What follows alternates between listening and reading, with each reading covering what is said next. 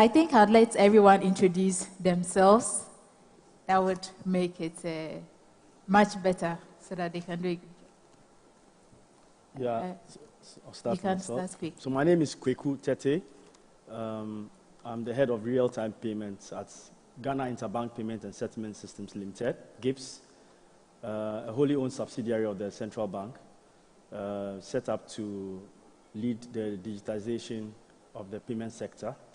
And thank you for having me here. Thank you very much. Good afternoon. My name is Shaibu Haruna. I take care of your mobile money, MTN mobile money. My name is Eric Nsako. I head the engineering team at Stanbic Bank.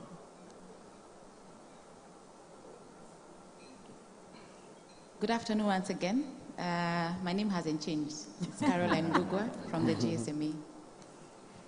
Thank you. Thanks for joining us. So we got this awesome report looking at how we've progressed with mobile, with digital payments, with mobile money, and it sets the stage for our session. So Africa is one of the leaders when it comes to digital payments based on the mobile money development, which has seen significant action, especially in how the economy of Africa has been transformed. And I'd like to start with you.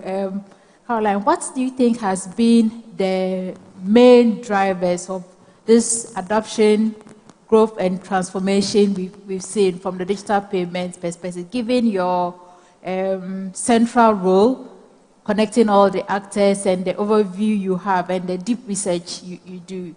What do you think has been the factors that has driven the adoption we've seen? Thank you very much, Madam Moderator. And they say ladies first, no? Mm-hmm. So I'm happy to go first. And just to add on what you were saying, you're right. Africa is a leader on matters mobile money. Because if you look at global figures that we have researched at the GSMA, in terms of total connections, we are looking at 1.35 billion connections globally. But more than half of that is from Africa, which is more than 600 million connections. So it means that there's something we've gotten right in Africa. And the question is, what is that thing that we've gotten right that is driving this kind of penetration? So number one, I will say an enabling policy environment, regulatory and policy environment. And this is because in Africa, we saw a lot of non-bank organizations given license or allowed to actually roll out financial services, and this is not something that we have seen in a lot of other regions. Mm. So because of that intervention by the government, allowing the industry to go fast and regulations to follow later, it gave us sort of like, head start in ensuring that we are set up for success. So that's number one. Number two, we are a mobile-first continent. We consume our services through mobile because a lot of us largely connect to the internet through a mobile device compared to like a computer. So that means when you have these digital financial services on your mobile device, the rate of penetration is much higher than in other regions. And the other thing, when you look at how a mobile operator is set up, we already have a significant number of customers in your traditional telecommunication space. So cross-selling into mobile financial services, makes it easier, and that drives that penetration again that you're seeing. So these are some of the things that we see. And again, when you look at the distribution network of mobile operators, in the region and generally is high. So it makes it easier to actually reach customers and to reach them for these solutions. So I would say those are some of the things. And the main one, which I think has been a key driver, is the use case. There was a problem that was existing, that a lot of people were not able to afford banking services or didn't have access to banking services. And then mobile financial solutions came to address that problem that was existing.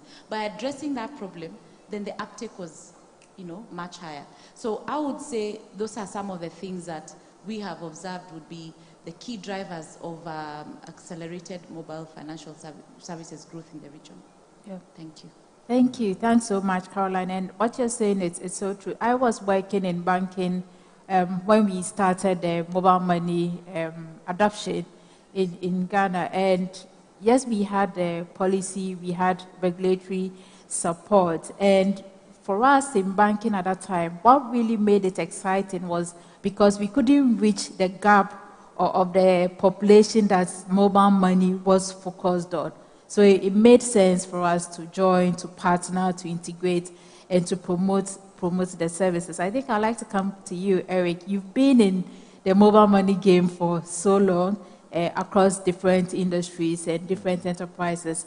What were some of the specific initiatives, in your opinion, which has led Ghana to be dominant in the payments, in the digital payment space compared to other African countries? What were some of the specific initiatives from the enterprise point of view or perspective, not from the regulatory framework or the bigger picture, from the enterprises you've worked in? What were some of the innovations, the initiatives, and the key drivers that has led us to grow astronomically over the years?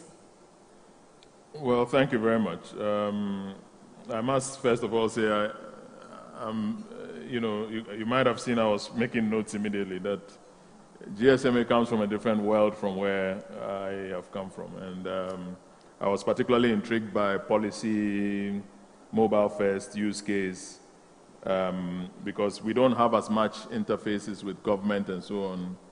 I mean, let me speak for myself. Shaibu normally does, but I normally am more of a private sector, distribution, partnership, commercial strategy kind of guy.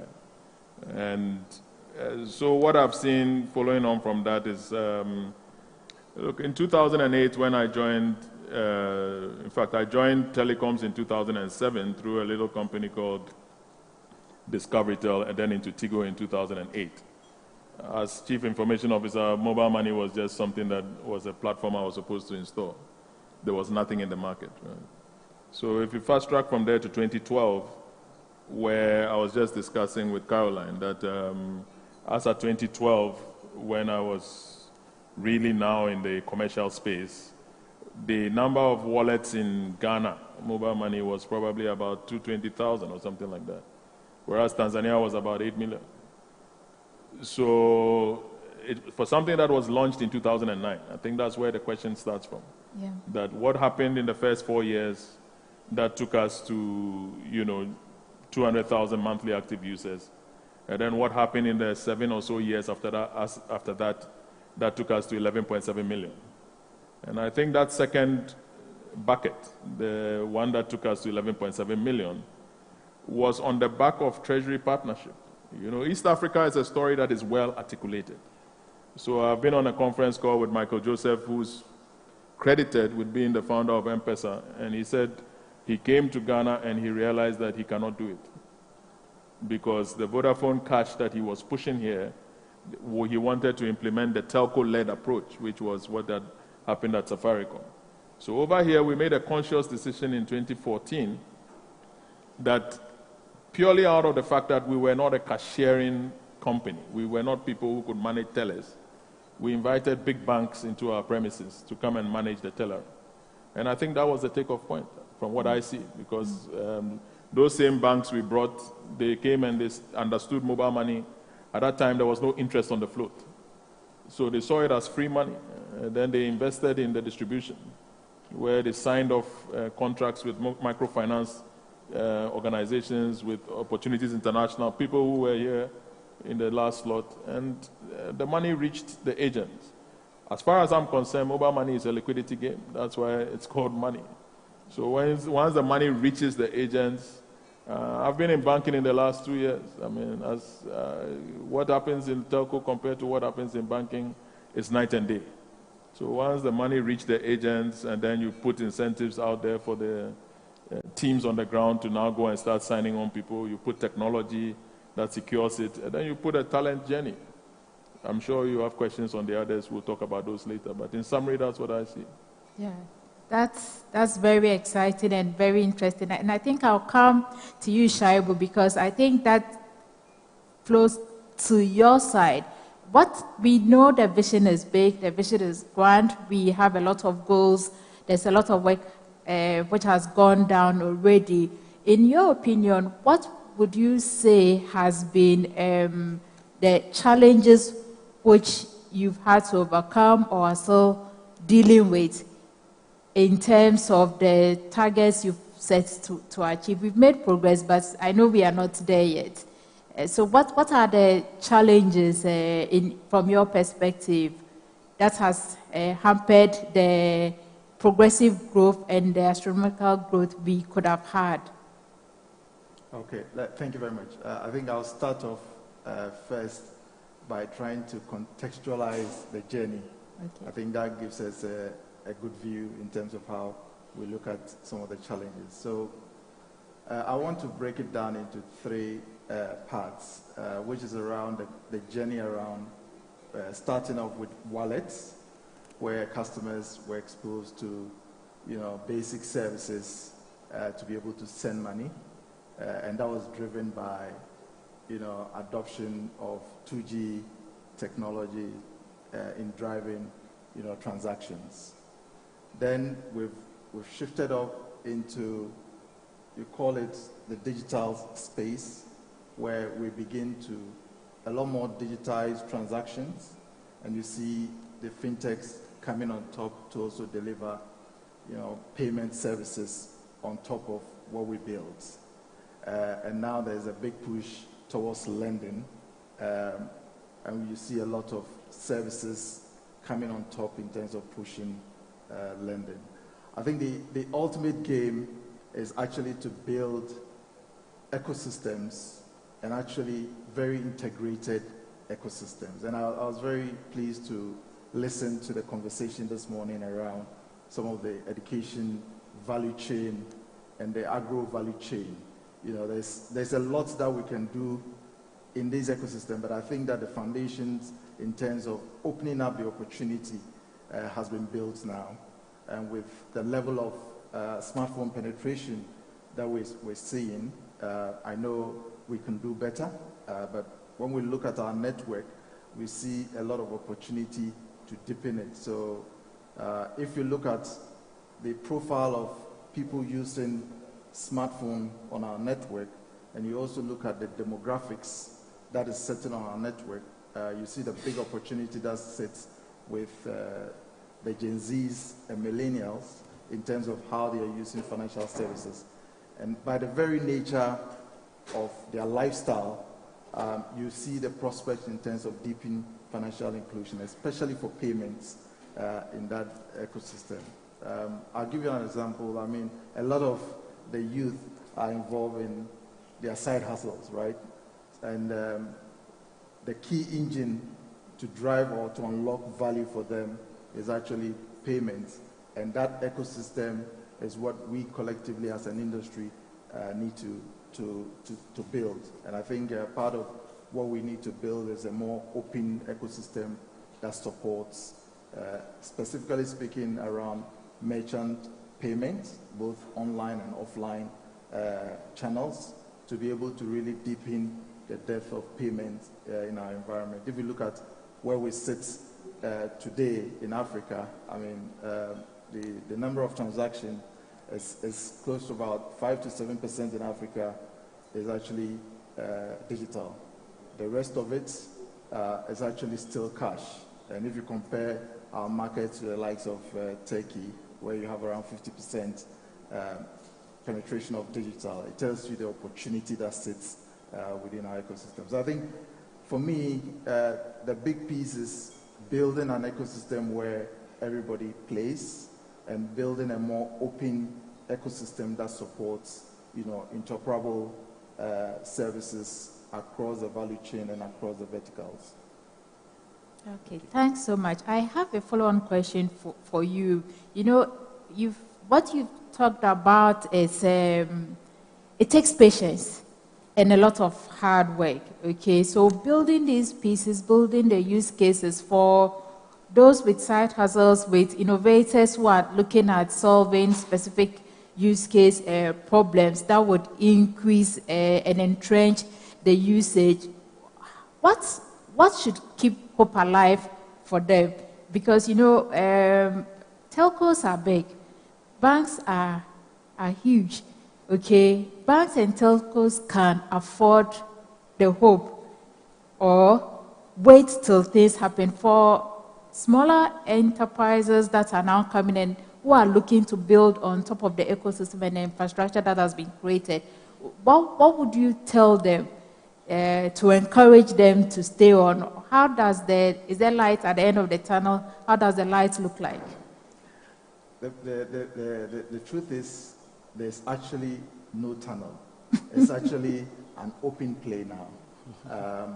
They have access to all the platforms, and thanks to some of the solid infrastructure that has been built, we have the capacity. What we need now is to have innovators, is to have entrepreneurs, and also to have capital to actually invest and develop the ecosystem. Okay, thanks very much. I'm sure those of us who are already thinking of use cases, this is some great advice to us. I'll come to you, Kweku. So from your role, you kind of hold everyone together, providing the exchanges that we need to be able to pay across different providers. I know technology is a key driver for the service you are able to provide to various players. How do you see the advancements we are having in technology, things like AI, providing and digital currencies? Do you see that as an opportunity that would let us be able to deliver greater value in the payment space? Or are there any opportunities you see coming up from enhancing and growth in technology that would have significant impact on the digital payments place, speaking from the perspective of GIBS? Yeah, as you said, our role is really to enable the ecosystem. Originally, we started with banks. At the time, the telcos were not active in the space. Fintechs were just fledgling at the time. So over the period, the telcos have come on board, fintechs have come on board, so we've been able to allow all these to interact at the very top level, to allow them to innovate around what we provide, which is access to bank accounts, to mobile wallets, and to provide customers with unique services. In the area of adoption of AI, and how does it impact what we do? I think for now, the focus should be on growing, as you said, horizontally, expanding and covering a lot more of the population. There's a lot more of our population that are still excluded, and they need to be brought into digital economy. So digital inclusion, and on top of that, we can have digital financial inclusion. And so we need to deal with issues of access, even the quality of connectivity. I live in an urban area, I live in Ashalibuchwe, but in my house, sometimes I hardly can make a phone call. And even to get 3G, I have H+ all the time. So the quality of the network, things like that, should be improved. Maybe government should give incentives to the players to invest a lot in improving the quality so we can expand the coverage, the usage. And also you realize that a lot of the people who are in the low-income group hardly interact with these services. I mean, they are more beneficiaries, they go and they take it out. But we want to see the use of digital technology as a daily lifestyle, embedded in their life where they can interact with the service on a regular basis. That consistency and frequency of using the service. Those are things that we should focus on, because these days the active word you see around is inclusiveness, inclusivity. There we have the technology there, we have all the rails, built all the rails, but are we going to see another big divide where we have the Gen Zs moving fast ahead and the rest of the people down there not coming along? So nobody should be left behind. So we provide a platform for the players in the market to innovate, to access, those in the lower income groups. So for us, the focus should be getting everybody to come along, so that as we innovate, they can also be part of the digital economy. Okay, thanks so much. I think that's the last question, and anyone can feel free to take it. So talking about inclusivity, access to affordable devices still remains one of the biggest barriers after electricity. What can we do? What can actors do? Or what should the state and government leaders be doing and actors in the space be doing to enable more people have access to connected devices affordably? From the places you sit, what would you say would be some of the ways we can tackle that burden or that barrier? Maybe I go. I'm sure you are formerly the one. That's an interesting one. I think Caroline's presentation kind of gave us a sense of where we are, and the big one, obviously, is affordability, right? And if you look at the cost of entry, especially for smart devices, the focus now is not so much on the feature set, because again, you want to do more than just wallet transactions, right? You want to advance into payment. So we want to encourage our customers to actually begin to start the journey from a smartphone kind of environment. Remember, it's costing us as telecom operators to actually maintain maybe 4 different technology types, 2G, 3G, 4G, and possibly 5G going into the future. And we have to transition our customers in order to also have a more efficient network to serve them. Now, the big question around affordability is a question of how do we bring access to them. Thankfully, we have a lot of data that we are sitting on, which helps us today to be able to work through in terms of credit scoring and being able to provide some credits. And there's opportunity for us to do things around device financing. As an example, we've started some initiatives with other partners to drive this. I think the other side of it is also to look at it from the policy point of view in order to bring down the tax burden on devices. That way, we can also accelerate the curve in terms of smartphone in the hands of people. Over and above this whole discussion, for me, I think a bigger part of it, as far as smartphone is concerned and how it links to payment, is the bit around functional digital literacy. We have a lot of people on our network who are using smart devices, but are purely using them for very basic service. And they are perhaps consuming and using USSD to do very basic services.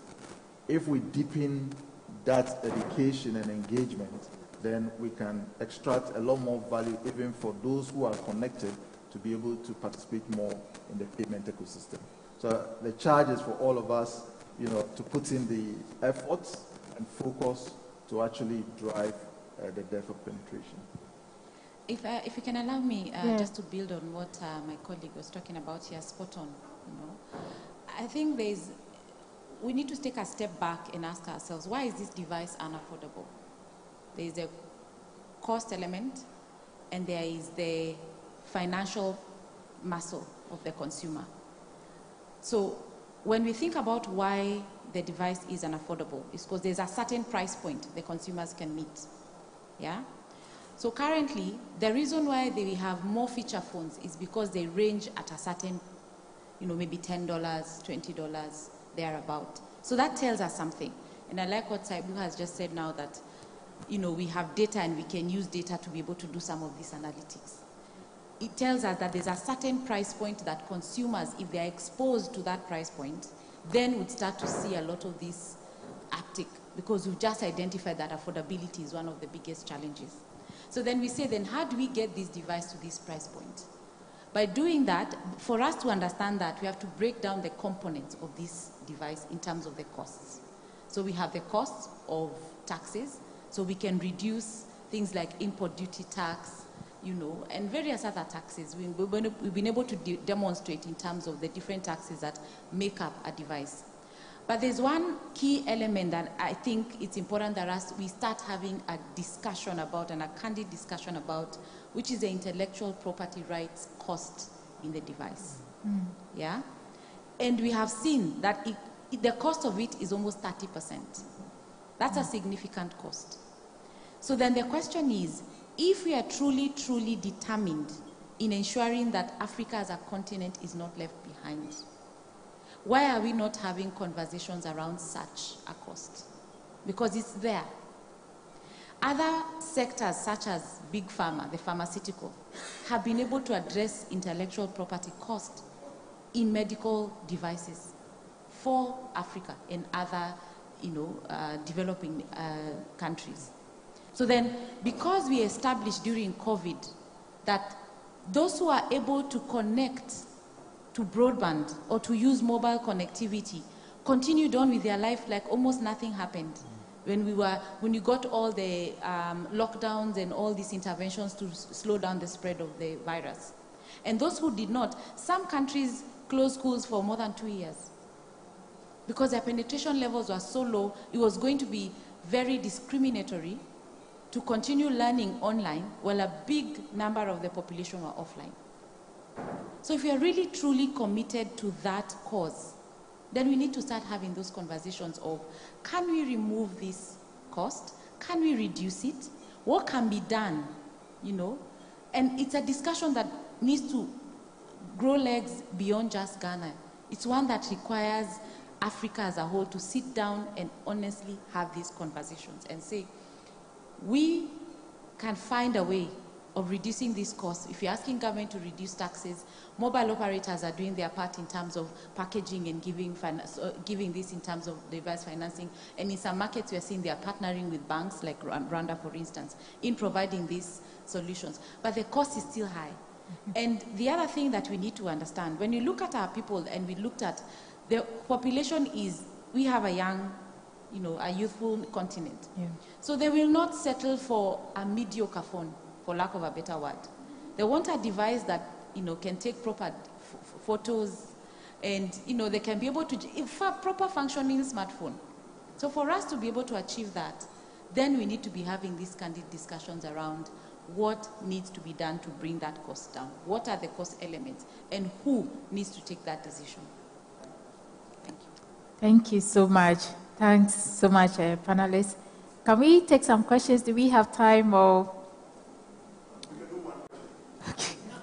Maybe just a point. Okay.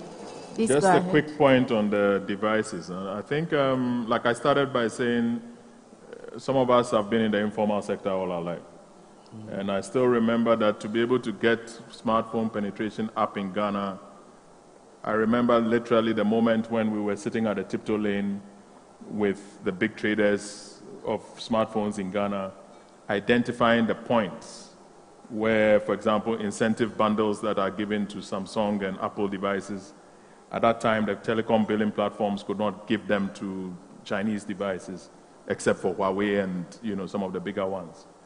And the point I'm getting towards is that the engineering skills of Africa are very essential for bringing the cost down, because we have to sit as salespeople with the billing teams and reconfigure those automatic device controllers to be able to make sure that the devices will get the incentives. We had to make sure that we could put Wi-Fi on the tiptoe lane. And when engineers ask me, how can you put Wi-Fi among kiosks and huts, I ask them, how do they put it on Times Square in New York? Go and find out. So engineering has to come to the fore for us to be able to bring smartphone prices down. The issues of intellectual property are very relevant. I had a sad realization when I spoke to somebody who is at the World Intellectual Property Organization, and they said the feeling was that Africa likes to share knowledge, so they didn't want to protect knowledge here. Some of the things that we did, if we had got universities to write about them, there will be very big articles as well. Whatever you do, the government is not going to give a big telco the same incentive that it will give a small trader. So the conversation around the Ghana Union of Traders Associations, where there are 7.5 million traders, how do you bring them in? So some of the digital commerce platforms that we are rolling out today. I have one myself. Some of you know about it, Brono and so on. But you bring those in so that you can bring in the GUTA, the Ghana Union of Traders Associations, where they meet. The Minister of Finance cannot go there, but we can go. Okay, thank you so much. Maybe in future, one day we'll get to the point where we actually manufacture the devices on the continent to make the cost affordable for all. Please, questions from the audience? Any questions for our panelists?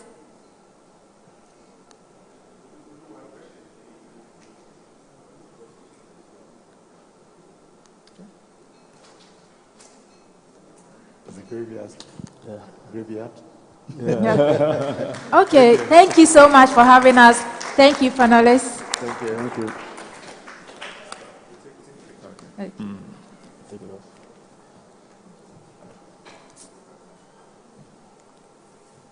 Okay, picture. All right, yeah, so we'll take a picture quickly and then